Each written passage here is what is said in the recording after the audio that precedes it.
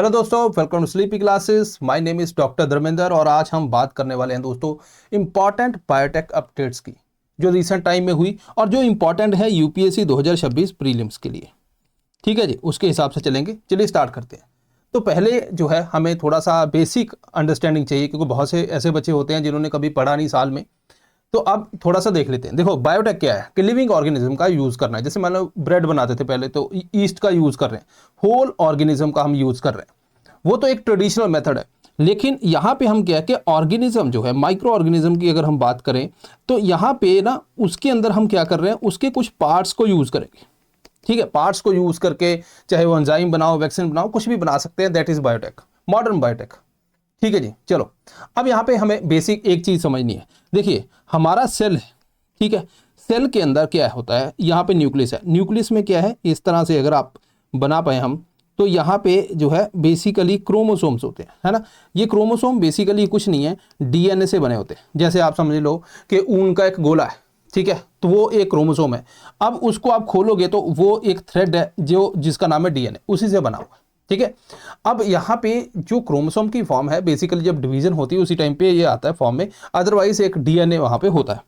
अब डीएनए जो है, अगर आप यहाँ पे इस तरह से देखोगे तो क्रोमोसोम को मैंने बाहर निकाल लिया। अगर मैं इसको उधेड़ दूं, है ना, जैसे ऊन के गोले को हम ऐसे करते हैं, जैसे स्वेटर को करते हैं, तो यहाँ से इसे डीएनए बाहर आता है। ठीक है, अब डीएनए क्या है ना, इसके ऊपर थोड़ा देख लेते हैं। तो ये डीएनए को अगर मैं बेसिक उसकी स्ट्रक्चर बनाऊं तो ये इस तरह से हम उसको बना सकते हैं। तो ये एक लेडर है ना, जैसे वो लकड़ी की होती थी, ऊपर ऐसे ऐसे चढ़ते थे हम, वैसी है। अब ये जो है लकड़ी की जो लेडर है उसके अंदर क्या है, ये इस तरह से होती है। आप छत पे चढ़ रहे हो, है ना, तो ये आपस में कनेक्ट है। तो आप कहोगे सर यहाँ पे क्या है, कील लगे होते हैं। ठीक है, यहाँ पे लकड़ी का पीस है और यहाँ पे कील लगे हैं इस तरह से। अब यहाँ पे क्या है, ये बेसिस से कनेक्ट होता है। ए जो है टी के साथ कनेक्ट होता है सी जी के साथ। ठीक है, ए यहाँ पे मान लीजिए ए टी सी जी ऐसे लगा है। ए के ऑपोजिट क्या लगेगा, टी लगेगा, टी लगेगा, टी के ऑपोजिट ए लगेगा, सी के ऑपोजिट जी लगेगा, जी के ऑपोजिट सी। इस तरह से जो है कोड से पूरा भरा होता है। मतलब आप सिंपल समझो कि जो हमारे ये जो क्रोमोसोम है, ठीक है, क्रोमोसोम जो है, अगर मान लीजिए फादर की बात करें, फादर के अंदर भी पूरे कंप्लीट है 46, 2n है। मदर के अंदर भी 2n। ठीक है, वहां से half number of chromosome father से आते हैं, half number of chromosome mother से आते हैं, और हमारी बॉडी में 2n है, कंप्लीट सेट। ठीक है जी, अब ये जो पूरे क्रोमोसोम जो है हमारी बॉडी में आते हैं, तो मतलब पूरे का पूरा डीएनए आधा मदर से आ रहा है, आधा फादर से आ रहा है। तो आप ये कहोगे कि हम दोनों का जो है मिक्सचर है। ठीक है, तो यहां पे ये बात होगी। ओके, अब ये डीएनए में है क्या, तो मतलब मेरे फादर से अगर हाफ आ रहे हैं, मदर से हाफ आ रहे हैं, तो इट मीन्स कि उनके जो डीएनए में कोड होगा वो मेरे बॉडी में आया। तो मैं कैसा दिख रहा हूं, जैसा मेरे डीएनए के अंदर कोड है। It is just like software. Software का जैसा कोड होगा वैसा सॉफ्टवेयर रन होगा। तो मतलब मेरी आंखों का कलर, स्किन का कलर, हर एक बॉडी के अंदर अगर हम बात करें तो जो डीएनए के अंदर कोड है वैसा जो है हम दिखते हैं। अब मान लीजिए ये वाला पोर्शन है, लेट्स से कि ये इतना पोर्शन है, ये हमारे मसल के अंदर प्रोटीन जो है, ठीक है, उसी का कोड है। अब यहाँ पे थोड़ा सा बेसिक एक और जान लेते हैं। देखिए, अगर आप सेल को देखोगे इस तरह से, ठीक है, इसको हम अलग पेज पे बना लेते हैं। अगर आप सेल को इस तरह से देखोगे तो ये है न्यूक्लियस। न्यूक्लियस के अंदर क्या होता है, डीएनए रेप्लिकेट करता है। अब डीएनए के अंदर क्या है, कोड है, इंफॉर्मेशन है। तो अब डीएनए के अंदर जो इन्फॉर्मेशन है उसको एक्सप्रेस करेगा। तो डीएनए क्या करता है, यहाँ पे आरएनए को जो है इन्फॉर्मेशन देता है। आरएनए यहाँ से न्यूक्लियस से, न्यूक्लियर पोर होते हैं उनके थ्रू बाहर आ जाता है। अब बाहर आ गया तो यहाँ पे क्या होता है, राइबोसोम्स होते हैं। ठीक है जी, राइबोसोम जो है इसी आरएनए की इंफॉर्मेशन को पढ़ते हैं। भाई क्या मैसेज लेके आया तू, उसी के हिसाब से ये क्या बनाते हैं, प्रोटीन। ठीक है, तो मेरी नर्व प्रोटीन, मसल प्रोटीन, तो हर एक बॉडी के अंदर जो है इससे ये फॉर्मेशन होती है। तो मतलब जैसा कोड यहाँ पे होगा वैसा ही बॉडी में प्रोटीन बनेगा। ठीक है, अब यहाँ पे आप सोचो कि ये मान लीजिए मेरे मसल के प्रोटीन के लिए ये वाला पोर्शन है, इसके अंदर भी कोड है, ये मेरे नर्व प्रोटीन के लिए। ठीक है, अगर हम यहां पे देखें कि लेट्स से कि ये वाला पोर्शन जो है मेरे आई कलर के लिए। अब ये देखो, अलग अलग एरियाज जो हैं वो एक अलग अलग चीज को एक्सप्रेस कर रहे हैं। इसको क्या बोलेंगे, ये वाले पोर्शन को जीन, जिसको क्या बोलेंगे, ये भी जीन है, ये क्या है, ये भी जीन। तो आप ये कह सकते हो कि डीएनए के अंदर बड़े बहुत तरह के जीन होते हैं। तो we can say gene is a part of DNA. ठीक होगी बात। अब यहां पे इसी पेज पे आ जाओ। मैंने आपको बोला कि अगर आप इस तरह से लिखोगे, डीएनए जो है इंफॉर्मेशन आरएनए को देता है, RNA mRNA, then protein body में फॉर्म होता है। प्रोटीन क्या है? एक्सप्रेस है, ठीक है। अब जैसे मान लीजिए यहां पे कोई गड़बड़ होगी तो वैसा ही प्रोटीन भी गलत बनेगा, ठीक है। जैसे परवेज मुशर्रफ की बॉडी में एमिलॉइड नाम का एक प्रोटीन था, तो एमिलॉइडोसिस हो गया, वो बनने लगा, ऑर्गन के ऊपर जमने लगा, उनकी डेथ होगी। तो अगर मैं बोलूं कि डीएनए का पार्ट क्या है? जीन। जब जीन अपने आप को एक्सप्रेस करता है वो प्रोटीन बनाता है। बात तो सेम है, क्यों? क्योंकि जीन पार्ट किसका है? डीएनए का। तो आई होप क्या जब यूपीएससी ये यूज करे या डीएनए यूज करे, आपको ध्यान रखना है, ठीक है। तो ओके, अब ये बेसिक हो गया अपना कि हमें पता लग गया कि जीन है, यार जीन कमाल की बात है ना। अब यहाँ पे आ जाओ थोड़ा सा, यहाँ पे मैं आपको कुछ दिखाना चाहता हूँ। ये देखो, ये एक डीएनए, डीएनए के अंदर मान लीजिए ये एक जीन है, ये अपना आई कलर डिसाइड करता है कौन सा कलर होगा, ठीक है जी। अब अगर तो इस जीन ने ज्यादा प्रोटीन बनाया या कम बनाया, तो कैसे हो सकते हैं? अगर ज्यादा बनाएगा तो मेलानिन ज्यादा रिलीज होगा, ज्यादा रिलीज होगा तो आई कलर जो है वो ब्लैक आएगा। अगर ये कम रिलीज करेगा तो आई कलर जो है वो ब्लू आएगा। तो मतलब अगर आप देखोगे जो फेयर स्किन होती है, जो गोरे लोग हैं जिन्होंने हमें इतने टाइम हम पे राज किया, उनकी जो है आंखें नीली, बिकॉज मेलानिन जो है वो कम प्रोड्यूस होता है, ठीक है। अब यहाँ पे मान लीजिए कोई पर्सन कहता है कि यार मेरे बच्चे के जो है आंखें नीली होनी चाहिए, ठीक है। तो वो हर एक फीचर अगर बता रहा है कि भाई इस तरह से मेरा बेबी डिजाइन करना है, तो होगा क्या? अब यहाँ पे एक बात समझ लो कि हमारी बॉडी में दो तरह के सेल होते हैं। सेल जो है दो तरह के होते हैं, एक होते हैं सोमैटिक, ठीक है, एक होते हैं जर्म सेल। जर्म सेल के अंदर क्या है? मेल के अंदर क्या है? स्पर्म। फीमेल के अंदर क्या है? एग। तो इसके अलावा अब दोनों मिलके बॉडी में एम्ब्रियो बन गया, ठीक है। एम्ब्रियो के अंदर भी जो है ये वाले सारा पोर्शन क्या है? ये जर्म सेल। बाकी सारे अदर, मेरी स्किन का किसी ने सेल ले लिया, ब्लड का सेल ले लिया, ये सारे सेल क्या हैं? ये सोमैटिक सेल है। सोमैटिक सेल के अंदर पूरे 46 क्रोमोसोम मतलब 2n होते हैं। हाफ नंबर ऑफ क्रोमोसोम इसमें होते हैं स्पर्म में, हाफ होते हैं एग में। तो इसी से मिलके हम जो है 2n बनते हैं, कंप्लीट सेट हो जाता है। सो आप ये कह सकते हो कि सर जर्म सेल जो हैं ये कमाल की बात है कि इनके अंदर अगर कुछ हम हेर फेर करें तो ये तो आगे बच्चे में चले जाएंगे। जैसे कोई बोलता है कि मेरे बच्चे का जो है आई कलर जो है वो चेंज होना चाहिए, है ना, हर एक फीचर बता रहा है कि ऐसा ऐसा होना चाहिए। तो हम क्या कर सकते हैं कि डीएनए जो है, डीएनए के अंदर एडिट कर देंगे। किसी हमने जीन को एडिट कर दिया कि वो ज़्यादा प्रोडक्शन करे, किसी जीन को एडिट कर दिया कम करे, किसी को बंद ही कर दिया। इस तरह से कर करा के हम जो है बच्चे के अंदर वो फीचर ला सकते हैं जिसको डिज़ाइनर बेबी बोलते हैं। लेकिन वेयर एस अगर आप यहाँ पे एडिट करोगे, जैसे ब्लड स्टेम सेल के अंदर कुछ ऐड कर दिए, वो आगे फ्यूचर जनरेशन में नहीं जाएगा, तो आपको यहाँ पे एडिट करना पड़ेगा, ठीक है। अब यहाँ पे जैसे मान लो कि कोई कहता है कि भाई ठीक है मेरे बच्चे की आंखें नीली होनी चाहिए। अब नीली होनी चाहिए तो क्या करेंगे? इसको हम एडिट करेंगे, जीन को इसको एडिट करेंगे तो ये कम प्रोटीन बनाएगा, कम मेलानिन बनाएगा, जिससे आंखें जो है नीली हो जाएंगी। अब अगर मैं जो है, अब मान लीजिए मैं यहाँ पे सोमैटिक के अंदर कुछ ऐड करता हूँ, तो उसको क्या बोलेंगे? Somatic gene editing. अभी GM और GE में क्या फर्क होता है अभी आगे चल के बताऊंगा। अगर मैं जर्म के अंदर करता हूं तो उसको क्या बोलेंगे? Germ gene editing, germ cell gene editing, ठीक है। अब यहाँ पे क्या आंखों का कलर जो है सोमैटिक के अंदर भी कर सकते हैं? बिल्कुल हो सकता है। जैसे मान लीजिए कोई पर्सन है वो कहता है नीली आंख, उसकी बॉडी के अंदर क्या है कि उसको थोड़ा सा आप चेंज कर सकते हो, एडिट कर दो, जिससे प्रोडक्शन थोड़ी कम हो जाएगी, थोड़ा कलर चेंज होगा, ज़्यादा नहीं। लेकिन जर्म में करोगे तो वो पूरा फर्क आएगा। अब यहाँ पे आ जाओ, दोनों के बीच में फर्क क्या है? सोमैटिक एडिटिंग, सोमैटिक का मतलब, और जर्म एडिटिंग। जर्म लाइन में क्या बोला मैंने? चाहे आप स्पर्म में ऐड कर दो, एग में कर दो, एम्ब्रियो, अब एम्ब्रियो है वहां पे पेट में, वहां पे कोई जीन डाल दिया तो वो फ्यूचर जनरेशन बच्चे में जाएगा। तो जर्म लाइन में जब आप एडिट करोगे तो ये फ्यूचर जनरेशन के अंदर जाएगा। तो दिस इज अ कंसर्न, है ना भाई, कंसर्न नहीं है।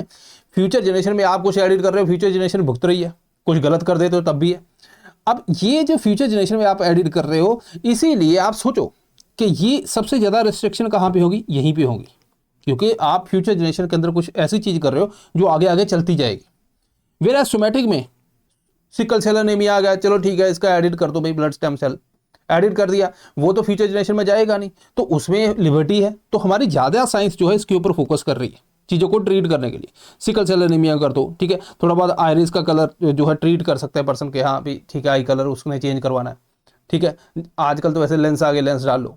तो ये जो है दोनों में आपको फर्क पता होना चाहिए, कंसेप्ट क्लियर होना चाहिए। कंसेप्ट बेसिकली क्योंकि आप याद करोगे यूपीएससी कोई स्टेटमेंट घुमा के डाल देगी, फिर आप फंस जाओगे।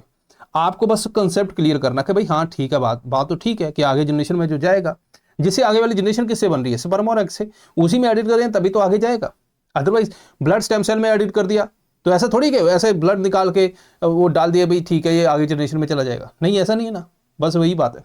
ओके, अब एक कंसेप्ट और है, जीएम और जीन एडिटेड, इसमें क्या फर्क है? मैंने अभी एडिटिंग 2-3 बार बोला, ठीक है, तो हम यहां पे इसके ऊपर बाद में आते हैं। उससे पहले ये वाला 60% ऑफ है, ये भी हमने एडिट किया है जितने भी कोर्सेज हैं प्री के लिए स्लीपी क्लासेस के ऊपर, क्योंकि अब टाइम भी बहुत कम है, तो सभी पे फ्लैट 60% ऑफ है। आप कुछ भी ले सकते हो इसमें से, ठीक है। मैपिंग करनी है मैप कर लो, इंडिविजुअल क्रैश कोर्स लेना है, करंट अफेयर का काम करना है उसके ऊपर कर लो, साइंस एंड टेक वीक है रैपिड रिवीजन के अंदर साइंस एंड टेक ले लो, ठीक है।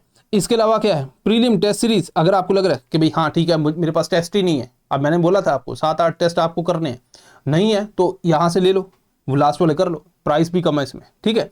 तो ये सारी चीज़ें हैं। ओके, अब यहाँ पे मैं बात कर रहा था कि जीन एडिटर और जीएम, इसमें फ़र्क क्या है। देखिए इसके ऊपर जो है ना एक कंसेप्ट है SDN 1 2 3 का, मैं आपको बताता हूँ, बड़ा सिंपल है, ठीक है। हमारे पास ये DNA, ठीक है जी, हमने बोला कि भाई इसको हम कट करते हैं, ठीक है, इसको कट कर दिया, ठीक है।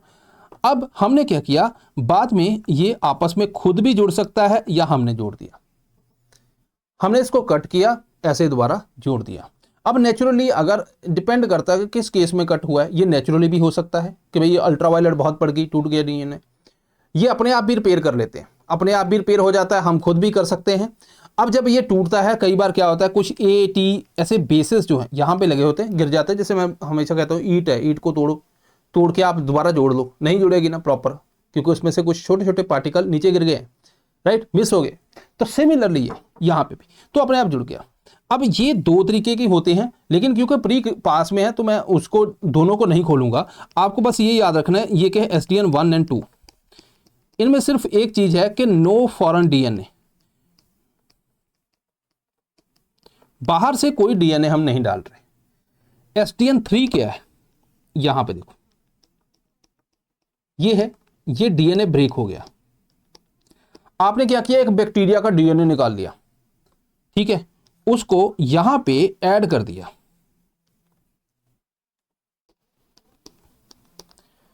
तो इसमें क्या है, इसमें फॉरेन DNA,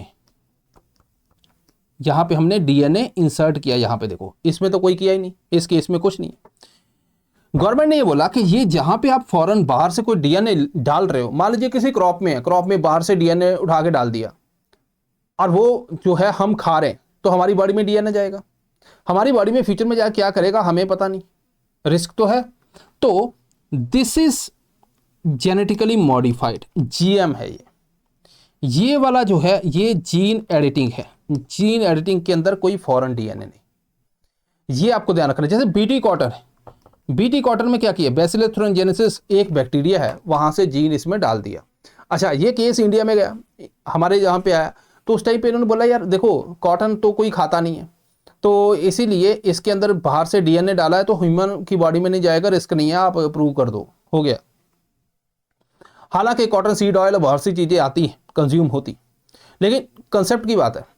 अब उसके बाद GM मस्टर्ड आ गया, BT ब्रिंजल आ गया, तो अगर मैं कॉटन से कंपैरिजन करूं, BT ब्रिंजल तो हम खाएंगे, उसमें भी फॉरेन DNA, वो भी क्या है GM, तो इसको अप्रूवल नहीं मिला कि भाई ये तो हम खाएंगे हमारी बॉडी में जाएगा, क्या इंपैक्ट होता है पता नहीं। अब यहाँ पे ये वाला जो इसके अंदर क्या है, कोई फॉरेन DNA नहीं, जस्ट सिंपल जीन एडिटिंग। कितनी राइस वैरायटी से बनती है, क्यों, क्योंकि ये नेचुरली भी हो सकता है, हम इंटेंशनली भी करते हैं बट नेचुरली भी हो सकता है, तो इसमें कोई फॉरेन DNA नहीं, हमारी बॉडी में रिस्क नहीं है। तो गवर्नमेंट ने क्या बोला, अब इशू क्या था पहले वो सुन लो। पहले क्या होता था कि मान लीजिए चाहे आपने जीन एडिटिंग की है, मतलब आपने फॉरेन DNA नहीं डाला, मैं यहाँ पे लिख देता हूँ नो फॉरेन DNA, कुछ नहीं डाला आपने इसमें, ठीक है, या आपने जेनेटिकली मॉडिफाइड किया है, तो मतलब इसमें फॉरेन डीएनए। अब ये दो क्रॉप थी, ठीक है, दो तरह से बनी। अब आप सोचो कि इसमें रिस्क क्या है, इसमें बाहर से डीएनए नहीं है, ह्यूमन बॉडी को रिस्क क्या है, मिनिमम। इसमें रिस्क क्या है, मैक्सिमम। इसमें बाहर से हम डीएनए डाल रहे हैं जो हमारी बॉडी में जाएगा, ठीक है। सो यहां पे ये है। अब आप सोचो कि this can also occur in nature, ये नेचुरली भी हो सकता है, ठीक है, नेचुरली होता भी है, एक्सट्रीम कंडीशन के अंदर प्लांट के अंदर डीएनए ब्रेक हो जाते हैं। अब यहां पे नेचुरल भी हो सकता है। अच्छा, इनको अप्रूवल लेना है, ये क्या करते थे, जेनेटिक इंजीनियरिंग अप्रेजल कमेटी के पास जाते थे कि भाई हमें अप्रूवल दे दो। यहाँ पे बैठे धनाड़ लोग, वो देखते थे इसको पूरा, अच्छा ये करना है, वो पूरा टेस्ट कर लो, ये वो क्या इंपैक्ट होगा, बहुत टाइम, एक्सेस टाइम कंज्यूम कर जाते थे। उसके बाद ये एनवायरनमेंट मिनिस्ट्री के पास भेजते थे कि भाई हमने देख लिया है, ये ठीक है, आप इसको क्लियरेंस दे दो, फाइनल अप्रूवल दे दो, ठीक है। अब यहाँ पे जीएम क्रॉप के लिए तो ठीक है, इसके लिए बहुत ज़्यादा स्टडी चाहिए क्योंकि इसमें डीएनए है, रिस्क ज़्यादा है। लेकिन ये वाले परेशान हो गए कि ये कहते हैं हमारे वाले में कोई फॉरेन डीएनए भी नहीं है, तुम उधर हमारी किताब भी खोल के बैठ जाते उस, है ना, उसको कि तुम्हें देखे कि हमारा तो रिस्क ही नहीं है, तुम इसमें एक एक साल लगा रहे हो, हमारा भी वैसे ही क्रॉप उधर खड़ी है, ये तो नेचुरली भी हो सकता है। तो यहाँ पे ये एक इशू आ गया। तो गवर्नमेंट ने क्या बोला कि ये वाले कौन है, STN 1 और 2 है, ये वाला कौन है, STN 3, जिसके अंदर फॉरेन डीएनए। तो गवर्नमेंट ने बोला कि जो STN 3 है, क्योंकि इसमें फॉरेन डीएनए है, ये जाएगा genetic engineering appraisal committee, then environment ministry के पास। अच्छा, 1 और 2 का क्या होगा, 1 और 2 इनको बोला कि भाई तुम्हारा तो कोई चक्कर ही नहीं है ना। तो इनको बोला कि तुम बायो सेफ्टी कमेटी के पास जाओ, अपने अपने डिपार्टमेंट के अंदर बायो सेफ्टी कमेटी है, उसके पास जाओ कि भाई थोड़ा सा देख लो इसको, है ना, हमने कुछ बनाया, वो अप्रूवल देगी, ठीक है। अब इसकी वजह से क्या हुआ कि जो ये वाला प्रोसेस है ईजी हो गया। तो रीसेंट टाइम में हमने क्या देखा, जीन एडिटिंग वाली क्रॉप्स बहुत ज़्यादा बढ़ गई। क्यों हुआ, क्योंकि ये पॉलिसी चेंज हुआ। तो अब आपको समझ आ गया कि जेनेटिकली मॉडिफाइड जहां पे आ गया, उसका मतलब उसमें फॉरेन डीएनए। अगर मैं दोनों में यहाँ पे कंपेयर करके दिखाऊंगा आपको, तो यहाँ पे आप देखो genetically modified it is transgenic, कि फॉरेन डीएनए हम डाल रहे हैं। ये वर्ड याद रखना, यूपीएससी स्टेटमेंट के अंदर डाल देगी कि बीटी कॉटन के ऊपर पूछ लिया इट्स अ ट्रांसजेनिक क्रॉप। अब भाई ये क्या हो गया भाई, है ना, अभी तो ठीक ठाक थी तो बेसिकली वो उसका मतलब ये, राइट, नॉन ट्रांसजेनिक कोई इसमें फॉरेन डीएनए नहीं। जीन एडिटिंग मेथड क्या है, अभी बहुत से लोग सोचते हैं कि जैसे बीटी कॉटन है, CRISPR-Cas9, ऐसा नहीं है। CRISPR-Cas9 ये टेक्निक्स जो हैं, ये सिंपल जीन एडिटिंग की हैं, ठीक है। और यहाँ पे अगर हमने फॉरेन डीएनए अंदर डालना है, मैं बताऊंगा इसके बारे में, उसमें जीन गन है, बायोलिस्टिक मेथड बोलते हैं, या एग्रोबैक्टीरियम का हम यूज़ करते हैं। हालांकि अभी रिसेंट टाइम के अंदर 2026 में हमने देखा कि जीन एडिटिंग का जो CRISPR-Cas9 है उसका भी यूज़ कर रहे हैं थोड़ा बहुत कटिंग के लिए और Cas9 को भेजने के लिए, ठीक है। तो मिक्स एंड मैच कर रहे हैं, लेकिन ट्रेडिशनली अगर हम देखें तो ये दो मेन मेथड है। इसमें क्या आ जाता है, जैसे CRISPR-Cas9 अभी आपने सुना होगा, उससे पहले क्या था, ZF एंड टेलन था, मेगा न्यूक्लियस, उसके बाद CRISPR-Cas9, ये सारे मेथड थे, ठीक है, इनके बारे में बात करेंगे। ओके, प्रोडक्ट इसमें क्या है, फॉरेन डीएनए होता है जीएम में, इसमें कोई फॉरेन डीएनए नहीं, हमने अभी बात की। जेनेटिक इंजीनियरिंग अप्रेजल कमेटी के पास जाता है, ये बायोसेफ्टी कमेटी के पास चला गया। टाइम एंड कॉस्ट, इसके अंदर तो बहुत टाइम लगेगा, फॉरेन डीएनए डाल रहे हो, इसमें कम फास्टर होता है। बीटी कॉटन इसकी एग्जांपल है, जीन एडिटेड राइस वैरायटीज अलग अलग है, ठीक है। ओके, तो हमने ये कंसेप्ट समझ लिया भाई, जीएम एंड जीई के अंदर क्या फर्क है ना। ओके, अब यहाँ पे आ जाओ, आगे थोड़ा सा चलते हैं। अब है कि जीएम की टेक्नोलॉजी, जीएम क्या है, जीएम में फॉरेन डीएनए। तो मान लीजिए मेरे पास कोई डीएनए, ठीक है, कोई सेल है, उसके न्यूक्लियस है, उसमें कोई डीएनए, तो मैं चाहता हूँ कि बाहर से ये डीएनए जो है अंदर इंसर्ट करूँ। तो कैसे करना है ना, तो जैसे बीटी कॉटन है, उसके अंदर कैसे हमने जो है बैसिलोथ्रोनजेनेसिस बैक्टीरिया का डीएनए डाला, है ना, अलग अलग वैरायटीज, तो कैसे हमने किया। तो इसमें एक तो है नेचुरल तरीका, एग्रोबैक्टीरियम मीडिएटेड ट्रांसफॉर्मेशन बोलते हैं। मतलब कि मान लीजिए मुझे ये डीएनए जो है इसके अंदर भेजना है, तो मैं क्या करूँगा, एक बैक्टीरिया लूँगा जो एक वेक्टर होगा, उसके अंदर ये डीएनए इंसर्ट कर दूंगा। अब बैक्टीरिया क्या करेगा, जो है यहाँ पे सीधा एंटर करेगा, एंटर करके ये वाला डीएनए यहाँ पे छोड़ देगा। तो हमारा डीएनए उस पोजीशन पे पहुंच गया। तो ये हो गया कि डीएनए साथ में बाद में इंटीग्रेट कर जाता है। दूसरा मेथड है कि जीन गन या बायोलिस्टिक मेथड, आपकी एनसीईआरटी में भी ये लिखा हुआ है। अब इसमें सिंपल है कि ये अगर न्यूक्लियस है उसके अंदर डीएनए तो आपने छोड़ना है, हमने तो पहले बैक्टीरिया का सहारा लिया। इसमें क्या है कि एक गन होती है, उसमें क्या है गोल्ड टंगस्टन कोटेड होती है, उसमें जो है आपने जीन डाल दिया, गन, ठीक है, गन से आप फायर करोगे, सीधा फायर करोगे तो डीएनए यहाँ पे छोड़ दोगे प्रिसाइजली। ये ऐसा नहीं होता कि भाई शार्प शूटर आ गया भाई सीधा मारेगा न्यूक्लियस में, नहीं, ये ट्रायल एंड उस एरर मेथड वाला होता है कि भाई आपने कोशिश की प्रोबेबिलिटी के हिसाब से लग जाता है और वहाँ पे जो जीन को आपने इंसर्ट कर दिया। ये दो तरीके हैं।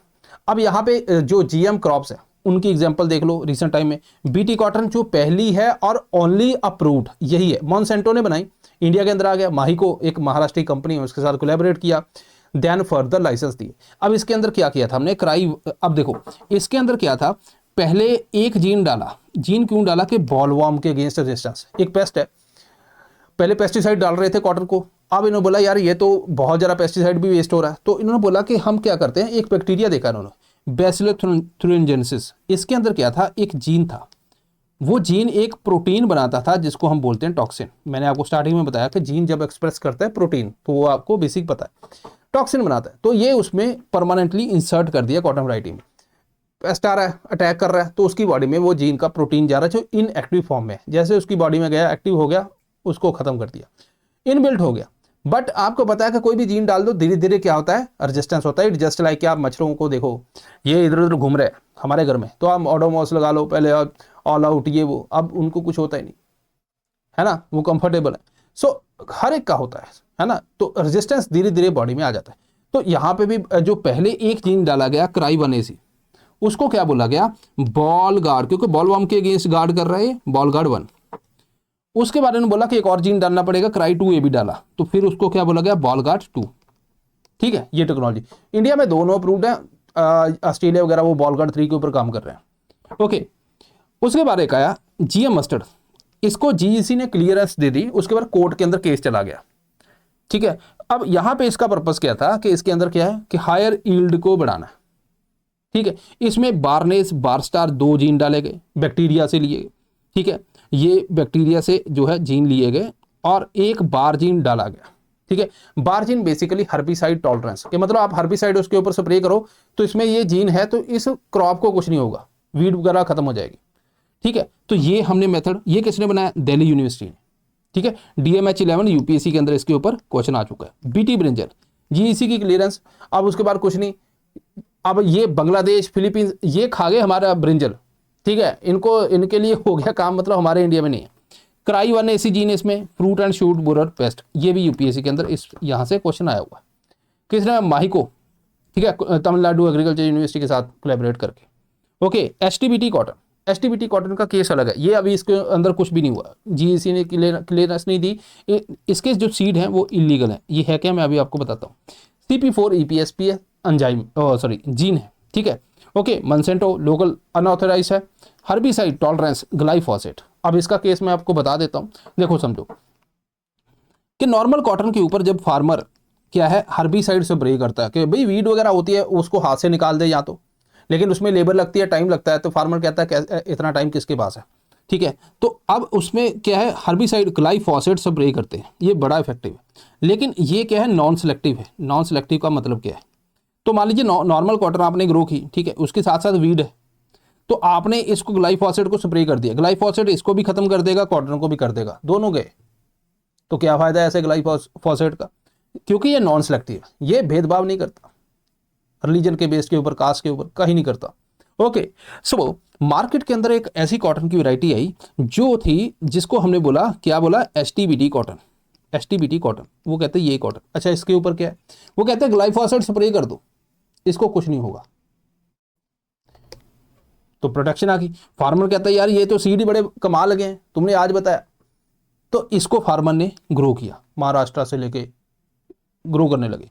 लेकिन सवाल ये है कि अप्रूव्ड नहीं है, इलीगल है, तो इलीगल एक्ट तो हमारे पता ही है कि सीड एक्ट वगैरह ये सारे हैं कि ये इलीगल सीड है, आप नहीं रख सकते भाई। तो गवर्नमेंट ने बोला कि इलीगल सीड है, इनको हटाओ, लेकिन गवर्नमेंट कहाँ ट्रेस कर पाएगी सीड को, है ना, यहाँ तो बांग्लादेशी घुसाते, उनको नहीं पकड़ पाते, तो ये तो फिर भी सीड है छोटे छोटे। तो यहाँ पे क्या हुआ, गवर्नमेंट ने दूसरा तरीका निकाला, उन्होंने बोला ग्लाइफोसेट का यूज को रिस्ट्रिक्ट कर देते हैं, मतलब फार्मर को ये मिलेगी नहीं, तो इसकी वजह से तो इसको ग्रो कर रहा था, तो ये नहीं मिलेगी तो फार्मर को पता है यहाँ मैनुअली करना पड़ेगा काम, तो फिर नॉर्मल कॉटन ही ग्रो कर लेगा। राइट। सो यहाँ पे इसके यूज को रिस्ट्रिक्ट कर दिया। रिस्ट्रिक्ट का मतलब ये नहीं कि बैन है। पेस्ट कंट्रोल ऑर्गेनाइजेशन वगैरह उनसे परमिशन ले लो। जैसे रबड़ प्लांट है, टी प्लांट वगैरह, थोड़े जिनकी हाइट होती है, वीड नीचे है, दोनों में अगर हाइट है तो फिर काम चल जाता है, तो वहां पे आप स्प्रे कर सकते हो। कॉटन क्योंकि सीड ही जो है इलीगल है, तो इसीलिए इसके ऊपर गवर्नमेंट ने रिसेंटली ये एक्शन लिया था।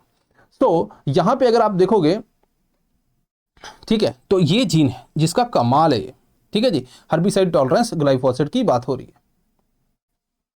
Okay, golden rice.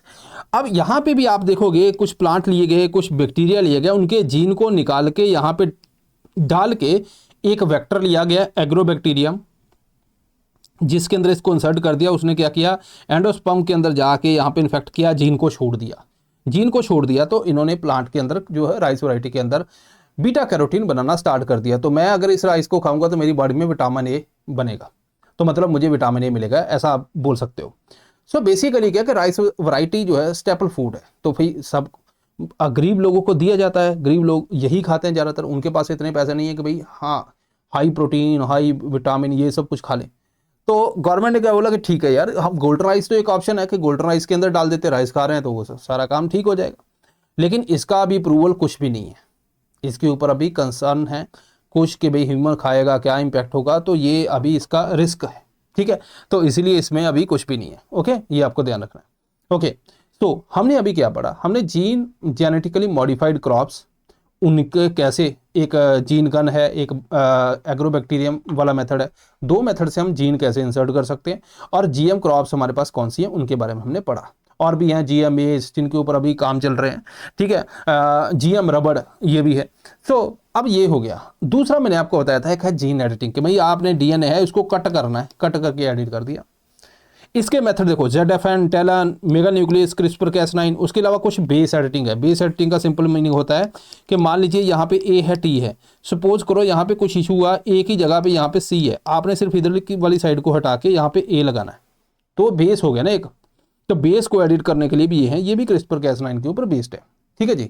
अब यहाँ पे सबसे इंपॉर्टेंट है, यहाँ पे आपको ध्यान देना, ये वाला जो है ये क्या है, मैन मेड।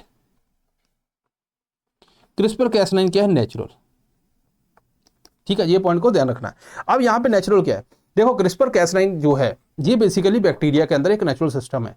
बैक्टीरिया कहता है कि जब मेरे ऊपर वायरस अटैक करता है तो मैं उसके डीएनए को ब्रेक कर देता हूँ। हम कहते हैं यार हमने भी तो डीएनए ब्रेक करना है, ये तो बैक्टीरिया में नेचुरल मिल रहा है, तो उसी से हमने जो है मॉडिफाई करके क्रिस्पर Cas9 मेथड बनाया। इसमें क्या है, देखो आप दर्जी के पास गए, आपने बोला ये कपड़े को काटना है, दर्जी कहता ठीक है, दर्जी ने यहाँ पे मार्क किया, सबसे पहले वो क्या करते हैं, उसके बाद मार्कर होता है तो उसे मार्क कर दिया, आप बोलोगे ठीक है। उसके बाद वो सीजन लिखाता है, धड़ा धड़ा इसको काट देता है। डीएनए में भी ऐसे ही करना है। डीएनए देखो छोटा सा डीएनए, उसके अंदर क्या है, बहुत ही प्रिसाइजनेस होनी चाहिए कि हमें पता होना चाहिए यहाँ से कट करना है। लेकिन सबसे पहले मार्क कौन करेगा, कौन वहां पे एरिया में जाके जुड़ जाएगा कि भाई यहाँ से कटना है, क्या करोगे, तो उसके लिए एक गाइड आरएनए सेलेक्ट किया जाता है। गाइड आरएनए क्या करता है, वहां पे जाके जुड़ जाता है कि भाई यहीं से कट करना है, तो मार्किंग अपनी होगी। अब बात है सीजर, तो Cas9 है, Cas9 क्या है, सीजर है, ये लेके आते हैं और इसको बाद में यहां से हम कट कर देते हैं। This is CRISPR Cas9 method, ठीक है। अब अगर आप यहां पे जो है देखोगे, जो रिसेंट टाइम में क्रिस्पर Cas9 बहुत से लोग यूज कर रहे हैं, हर एक टेक्नोलॉजी के अंदर यूज हो रहा है। तो ये क्रिस्पर Cas9 को क्यों यूज कर रहे हैं, because it is very easy to use. और ZFN भी है, टेलन भी है मेथड, लेकिन ये क्विक है, इनएक्सपेंसिव भी है। कभी कभी ऑफ टारगेट हो जाता है इसमें भी कि मतलब यहां से कट करना था, इधर उधर से हो गया, बट क्योंकि इजी टू यूज है तो इसका बहुत ज्यादा यूज होता है ना। ओके, अब सुनो केस। अब CRISPR Cas9 foreign company patent लेके बैठ गई, हमारे पास है, हमने बोला यार हम भी यार इसके ये तो अच्छा है ना, काटता अच्छा है, ठीक है। तो हमने बोला कि हम भी इसके ऊपर काम करेंगे, चलो ठीक है। हमारे वालों ने रिसर्च वगैरह की, क्रिस्पर Cas9 से ऐसे कट कर रहे हैं, है ना, ये मेथड यहाँ से कट करके देखो वैरायटी के अंदर कुछ चेंज आता है नहीं आता, इस तरह से हम कर रहे हैं। अच्छा जी, हमने एक वैरायटी बना ली। अब ये वैरायटी बना ली तो उसके बाद क्या हुआ, उसका अब हमने पेटेंट लेके उसको कमर्शियल लेवल के ऊपर लेके जाना है कि भाई तभी तो फायदा है। हमने इतने टाइम से हम क्या कर रहे हैं, तो हम इतने टाइम से क्या यूज कर रहे थे, क्रिस्पर Cas9, ठीक है। तो हमने कमर्शियल, जैसे ही कमर्शियल आए तो फॉरेन कंपनी वाले आ गए कि सुना है पैसे कमाओगे, हमने बोला हाँ कमाएंगे भाई, अब ये हमने बनाया। कहते कि हमारा हिस्सा कहाँ है, क्यों, क्योंकि तुमने हमारा Cas9 यूज़ किया है, है ना, पहले नहीं कुछ बोल रहे हैं, चलो है ना, फ्री है यार, क्या बात कर रहे हो, भाई से पैसे लेंगे, उसके बाद पैसे कहाँ हैं? ठीक है, तो हम तंग हो गए कि यार ये तो बड़ी गलत बात है, या तो शुरू में बोल दो, है ना, हम यूज ही ना करें। तो फिर यहां पे हमने बोला कि नहीं, इंडिजीनियस बनाएंगे। Recently Indian council of agriculture research ने यहाँ पे पेटेंट दिया है नई जीई टेक्नोलॉजी, इसका नाम है टीएनपीबी। टीएनपीबी क्या है? जो कैस9 है ना, फॉरेन कंपनी का पेटेंट है, उसकी रिप्लेसमेंट है, हमने अपना बना लिया। गाइड आरएनए तो सिंपल है, तो जो सीजर है वो हमने बना ली, इंडिजीनियस है। ठीक है, सो अगर आप यहाँ पे देखोगे तो मॉलिक्यूलर सीजर होते हैं, जैसे कैस9 उसकी बात की, ऐसे ही कैस12 है, बहुत टाइप के, तो उसकी जगह पे हमने टीएनपीबी बनाया, मॉलिक्यूलर सीजर बनाया अपना। हमने बोला ये बाहर वाले जो है वो नहीं, हम अब खुद बनाएंगे। ठीक है, गाइड आरएनए है, ये तो गाइड करेगा। तो अब यहाँ पे देखो, इसको बोलते हैं ब्लेसिंग इन डिस्गाइज, कि भाई आज आपकी हालत बुरी है, आपने कुछ जनरेट कर दिया, वो आप पहले से बढ़िया हो गया। बढ़िया कैसे हो गया? कैस9 जो है, जो हम यूज कर रहे थे फॉरेन वाला, इट इज हैवी, और पेटेंट का इशू भी हैवी भी था, तो उसको जो है डीएनए छोटा सा, वहां पे जो है बल्कि है थोड़ा।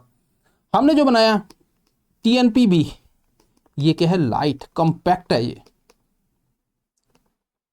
तो मतलब हमने अपना है ना, जैसे छोटी कैंची होती है, अब छोटा सा थ्रेड है वगैरह, छोटी कैंची, इतना बड़ा कैंची ऐसे लेके आ गए, ऐसे थोड़ी होता है। आप छोटी सी कैंची होती है, उससे प्रिसाइज करता है। आप कभी नाई के पास गए होगे बाल कटवाने, तो है ना, बहुत छोटे बाल, छोटी छोटी कैंची लगाता है वो, राइट। सो यहाँ पे क्या है कि जो छोटी सीजर है वो हमने बनाई, तो ये तो बढ़िया बात होगी। अगर वो नहीं रोकते तो फिर हम बनाते ही ना। पेटेंट का भी कोई इशू नहीं, इंडिजीनियस है, तो ये हमने बनाया है indigenous gene editing technology. Okay, easier delivery है इसमें, आईपी एडवांटेज भी है। ओके, अब हमने बात की कि जीन एडिटिंग की बात की। जीन एडिटिंग के अंदर हमने टूल देखे, उससे पहले क्या देखा था? जीएम। जीएम के अंदर टूल देखे थे हमने, कौन कौन से टूल देखे थे? एग्रोबैक्टीरियम का सहारा लेना एंड बायोलिस्टिक या जीन गन, है ना। उसके बाद हमने जीएम क्रॉप्स के बारे में पढ़ा कि कौन कौन सी इंपॉर्टेंट है। अब हमने जीई जो है टूल देख लिए, क्रिस्पर कैस9 से लेके ये सारे। अब इसके अंदर रीसेंट जो हैं, जो रीसेंट टाइम के अंदर क्रॉप्स हैं, उनके ऊपर बात कर लेते हैं। हो जाएगा क्लियर? हाँ, देखो, जीन एडिटेड मस्टर्ड, ये जीन एडिटेड है। जब जीन एडिटेड लिख दिया तो आपके दिमाग में ऐसे आ जाना चाहिए कि भाई इसके अंदर फॉरेन डीएनए नहीं है। तो क्या ये ट्रांसजेनिक है? नहीं, नॉन ट्रांसजेनिक है। ठीक है, ये आपको ध्यान रखना, या नॉन जीएम। इसके अंदर क्या किया? देखो, हमारा मस्टर्ड और कनोला ऑयल को आप देखोगे तो हमारा मस्टर्ड बहुत तीखा, पंजेंट है, पंजेंसी है ना बहुत ज्यादा, उसमें इतना मजा नहीं आता। कनोला ऑयल कितना स्मूथ है। सो हमारा वाला जो मस्टर्ड है वो इतना अच्छा नहीं, तो लोग कम यूज कर रहे हैं। ऐसे लगा के आ जाओ, है ना, ऐसे लोग आपसे दूर भागते, घुस जाओ कहीं भीड़ में। ठीक है, सो बेसिकली क्या है, हमारा जो मस्टर्ड है वो पंजेंट है, तो इसकी उन्होंने बोला यार इसको भी स्मूथ बनाया जाए, स्वीट बनाया जाए, पंजेंसी कम करते हैं। अब यहाँ पे क्या होता है कि देखो, एक सिंपल सी चीज है, जो लीव है, लीव के बाद यहाँ पे हम सीड की बात करते हैं। दो चीजें होती। अब समझो, सीड में से क्या हम निकालते हैं? ऑयल। ठीक है, जो लीव्स हैं, लीव्स के अंदर एक कंपाउंड बनता है जिसको बोलते हैं ग्लूकोसाइनोलेट। ग्लूकोसाइनोलेट, यही वजह है पंजेंसी की। अब आप बोलोगे सर ये तो लीव्स में बन रहा है। अब लीव्स में बन रहा है तो एक जीटीआर जीन है, ये इसको लीव से सीड के अंदर लेके जाता है, ट्रांसफर करता है सीड के अंदर, फिर वो पंजेंसी आ जाती है। तो हमने क्या किया, इस जीन को इनइफेक्टिव कर दिया जो ट्रांसफर कर रहा था। हम इसको भी एडिट कर सकते थे कि बनता ही ना, लेकिन क्या है कि क्योंकि ये पंजेंट है तो यहां पे एज ए डिफेंस का काम करता है, इसके ऊपर लीव्स के ऊपर कुछ अटैक ना हो, और यहां तक पहुंचता नहीं है, तो यहां पे पंजेंसी जो है वो डिक्रीज होगी। ये हमने किया। ठीक है, ये आपको ध्यान रखना है। ओके, एचटी बासमती की बात करें, दो नॉन ट्रांसजेनिक, अगेन आपको पता लग गया कि इसके अंदर फॉरेन डीएनए नहीं है।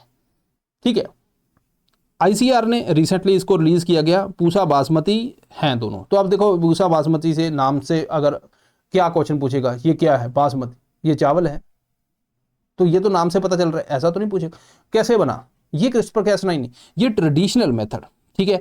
कन्वेंशनल म्यूटेशन ब्रीडिंग, मतलब बार बार आप म्यूटेशन करके चेंज करके डीएनए को देखते हो देन ट्रायल करते हो, उससे बना है। ठीक है। Withstand agrochemical spread to eliminate weed, तो मतलब हम अगर केमिकल उस पर स्प्रे करें वीड खत्म हो जाए, ये बची रहे, ऐसा हमने काम किया है। तो ये आपको याद रखना है। दे आर हर्बिसाइड टॉलरेंट, पहला पॉइंट। दूसरा, they are form through a conventional mutation and breeding method rather than जो मॉडर्न बायोटेक क्रिस्पर कैस9 ऐसे मेथड है। जीन एडिटर जैपिनुका राइस, इसको भी क्या, इसके अंदर क्या यूज किया हमने, क्रिस्पर कैस9। ठीक है जी। इसमें क्या, फॉस्फोरस उसकी जो है वो ज़्यादा इनटेक करे प्लांट, जरूरी है ग्रोथ के लिए, तो वो काम किया। जीनोम एडिटेड राइस वैरायटीज कमला पूसा, ठीक है, ये है कि कौन सा मेथड यूज किया, क्रिस्पर कैस9। ठीक है जी। इसके अंदर क्या है, DRR धन 100 है, इसको कमला बोलते हैं। इसका नाम पूछा जा सकता है कि ये कौन सी वैरायटी है ना, क्योंकि नाम से नहीं पता चल रहा। ये क्या है, पर्पस हाई ईल्ड, यहाँ पे एक साइटोकाइनिन ऑक्सीडेज 2 जीन को मॉडिफाई किया है। ठीक है। क्योंकि साइटोकाइनिन जो ऑक्सीडेज 2 ये जीन है, ये साइटोकाइनिन हार्मोन है, जो प्लांट की ग्रोथ के अंदर हेल्प करता है, उसको कंट्रोल करता है। तो जब इसको हमने डीएक्टिवेट किया तो ये साइटोकाइनिन अच्छे से रिलीज होगा, तो प्लांट की ग्रोथ बढ़ेगी, तो ईल्ड बढ़ेगी। Similarly drought and salt resistance gene जो था, मतलब जो बड़ा सेंसिटिव था, जैसे थोड़ा सा ड्रॉट आया, हाई ऐसे कर जाता था मम्मी घर जाना है मुझे, तो वो वाला जीन था, मतलब प्लांट को ग्रो नहीं करने देता, डरपोक। तो इसको हमने एडिट किया, ठीक है, ताकि वो ऐसे ड्रॉट कंडीशन में सर्वाइव कर पाए। ओके। नेक्स्ट है CAR T cell therapy. CAR T cell therapy की रिसेंट 2 न्यूज है।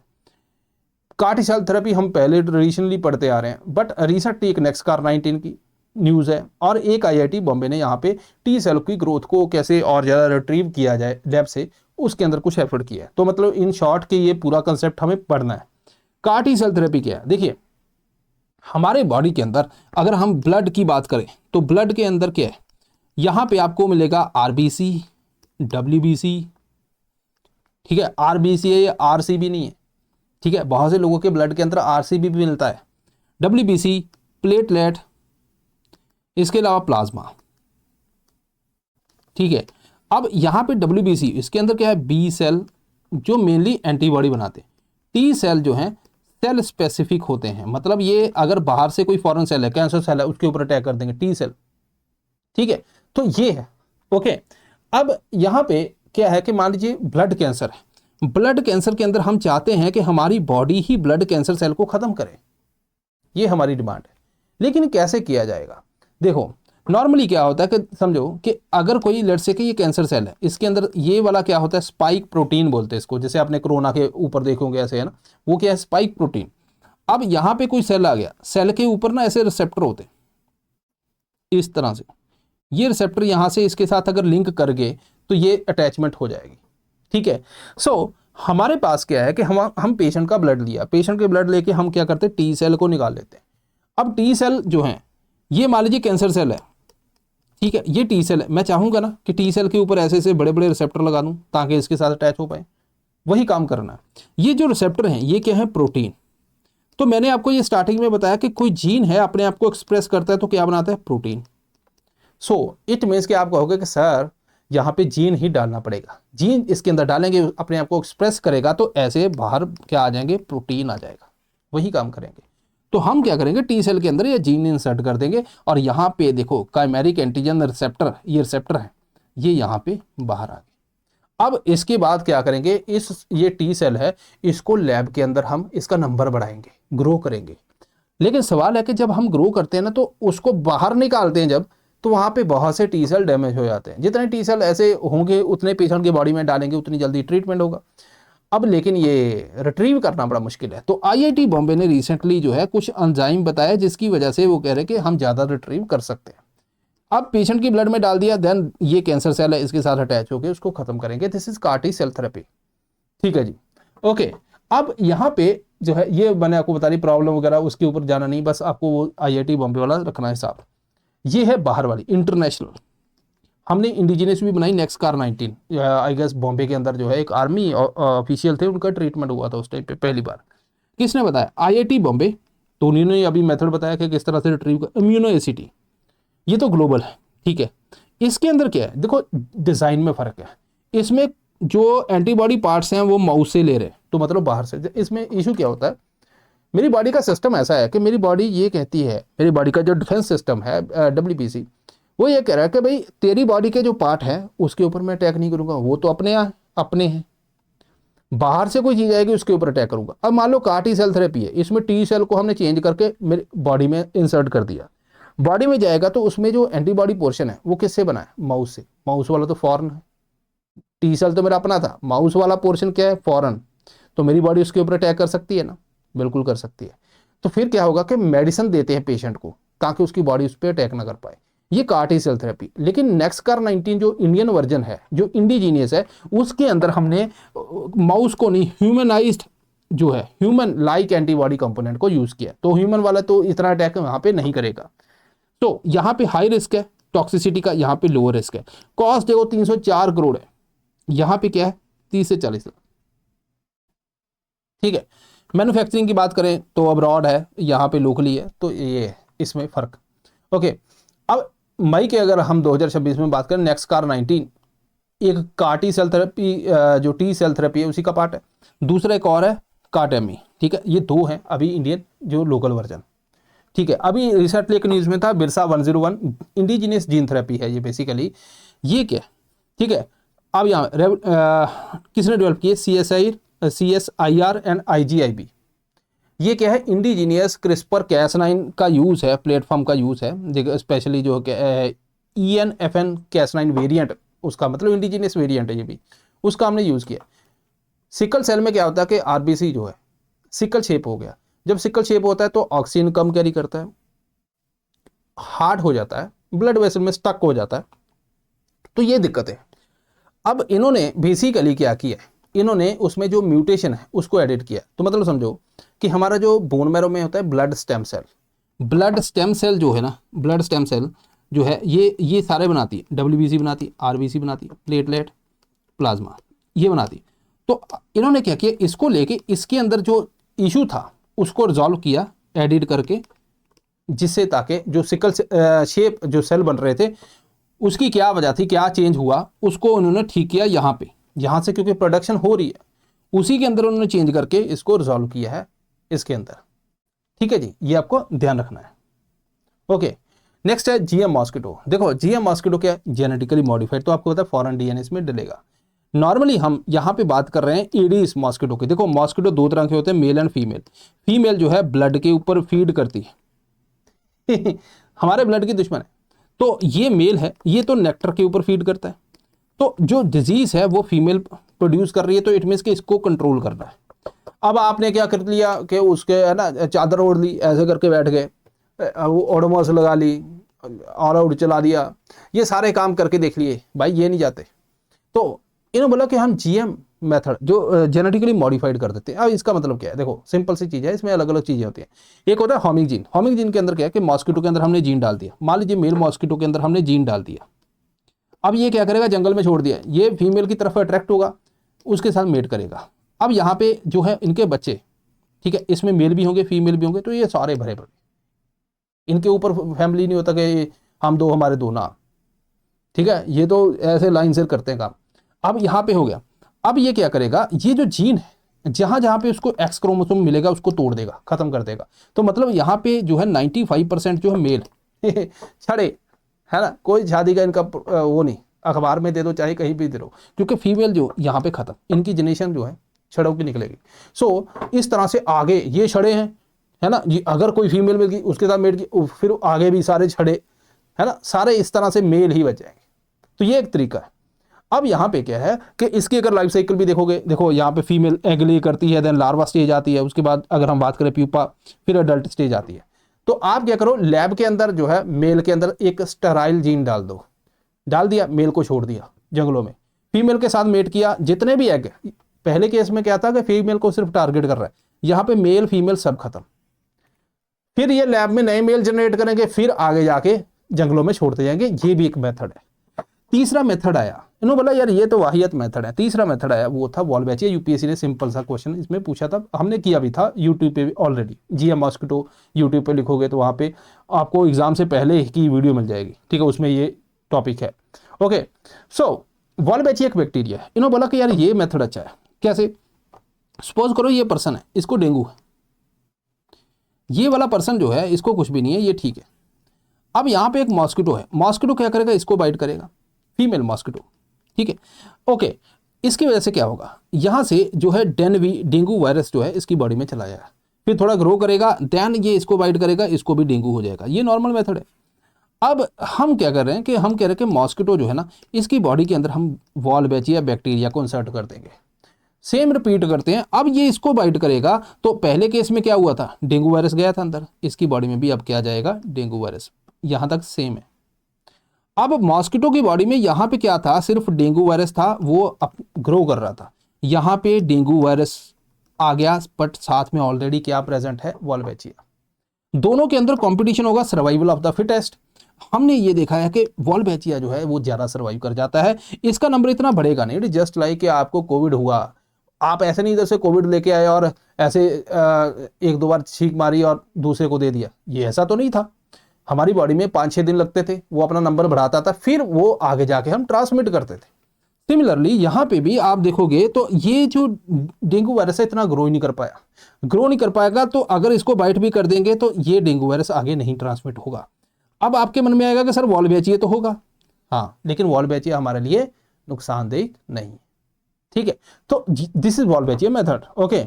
अब यहाँ पे क्या है कि आप मच्छरों को खत्म करोगे, लिजर्ड उसके ऊपर डिपेंड है, तो फूड चेन, फूड वेब पूरी डिस्टर्ब हो जाती है, फिशेस कुछ कंज्यूम करती हैं, तो ये सारा एक सिस्टम है। इसके अलावा आप सोचो कि जीन डाल दिया, धीरे धीरे आकर रेजिस्टेंस हो गया, ह्यूमन बॉडी में उसने बाइट किया, ह्यूमन बॉडी में जीन आ गया, तो फिर क्या होगा, कहीं हम भी ना छड़े हो जाएं है ना, जहाँ पे कुछ करे है ना, सारा कुछ इलिमिनेट करते जाए, बाद में पता लगेगा है ना, बस रह गए मेल ही, कुछ है ही नहीं कोई। सन मेटा सन प्रेफरेंस की बात करते हैं, बाद में बस वही रह गए, कोई फीमेल, ठीक है, हमारा ही ना कांड हो जाए करते कराते, ओके। अब एक और मेथड वो है जीएम, जो जीन ड्राइव, ये इंपॉर्टेंट है इस साल के लिए, क्योंकि नई चीज भी है, हालांकि हम पहले भी करते थे, बेसिक करते थे, इस बार न्यूज़पेपर में आर्टिकल आया इसलिए बोल रहा हूँ।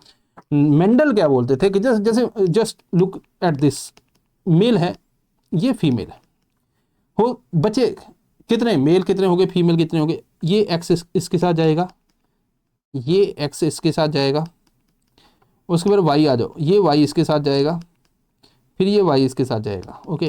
तो आप कहोगे कि सर 50% चांस है मेल चाइल्ड होगा, 50% फीमेल के।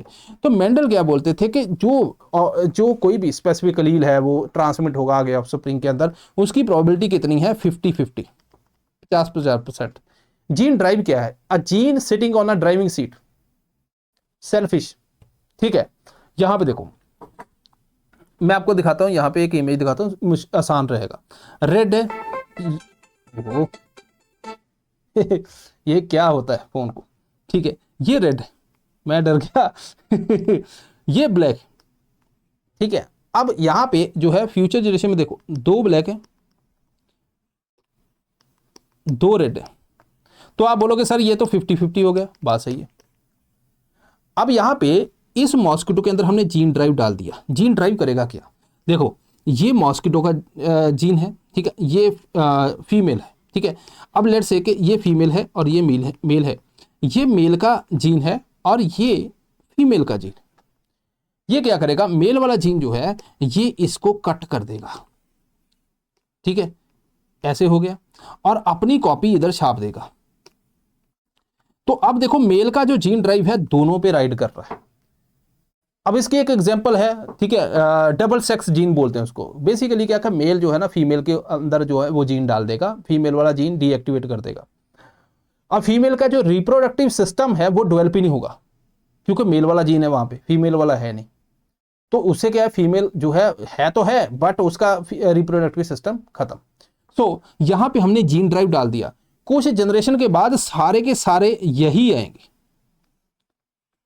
ये है जीन ड्राइव, ठीक है। इसके अंदर अगर हम आर्टिकल की बात करें, उसमें 2 चीजें बताई उसने, पॉपुलेशन को सप्रेस करना, जिसमें मैंने डबल सेक्स वाली बात आपको बताई, दूसरी है पॉपुलेशन को मॉडिफिकेशन करना, कि मतलब जैसे मॉस्किटो के अंदर मलेरिया, ये बेसिकली क्या था, आर्टिकल किस लिए था कि मलेरिया को कंट्रोल करते हैं।